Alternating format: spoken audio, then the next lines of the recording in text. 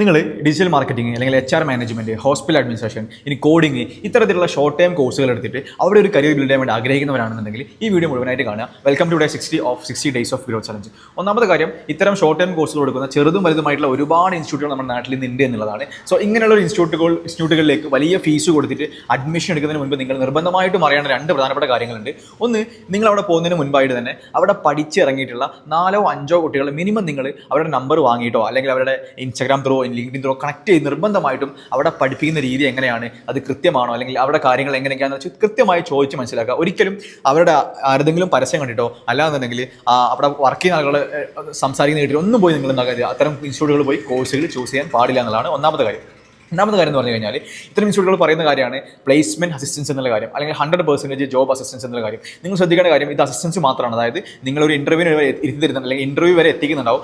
അതിനുശേഷം ആ interview crack ചെയ്തതിന്റെ മുകളിലേക്ക് ആ ജോലിക്ക് കയറി അവിടെ നിന്ന് ഒരു പൊസിഷൻ കിട്ടി നല്ലൊരു കരിയർ അവിടെ ബിൽഡ് ചെയ്യണമെന്നുണ്ടെങ്കിൽ തീർച്ചയായിട്ടും നല്ല സ്കിൽ സെറ്റുകൾ നിങ്ങൾക്ക് ആവശ്യമുണ്ട്. സോ ഇങ്ങനെയുള്ള ഇൻസ്റ്റിറ്റ്യൂട്ടുകളിൽ നിന്നും ഇത്തരത്തിൽ ഒരു ജോലിക്ക് ആവശ്യമായി അല്ലെങ്കിൽ പുതിയ കാലത്ത് ആവശ്യമായിട്ടുള്ള എല്ലാ തരത്തിലുള്ള സ്കിൽ സെറ്റുകളും പഠിപ്പിക്കുന്നുണ്ടെന്നുള്ള കാര്യം കൂടെ നിങ്ങൾ അവിടെ ഉറപ്പ് വരുത്തിയിട്ട് മാത്രം ഇത്തരം ഇൻസ്റ്റിറ്റ്യൂട്ടുകൾ പോയിട്ട് കോഴ്സുകൾ അല്ലെങ്കിൽ ഷോർട്ട് ടൈം കോഴ്സുകൾ എടുക്കുക എന്നുള്ളതാണ്. ഇനി ഇന്നത്തെ കാലത്ത് ഇത്തരമുള്ള ഷോർട്ട് ടൈം കോഴ്സുകൾ എടുക്കുന്നതിനുള്ള ഗുണങ്ങളും ദോഷങ്ങളും മുഴുവനായിട്ട് ഞാൻ ഡിസ്ക്രിപ്ഷനിൽ കൊടുക്കുന്നുണ്ട്.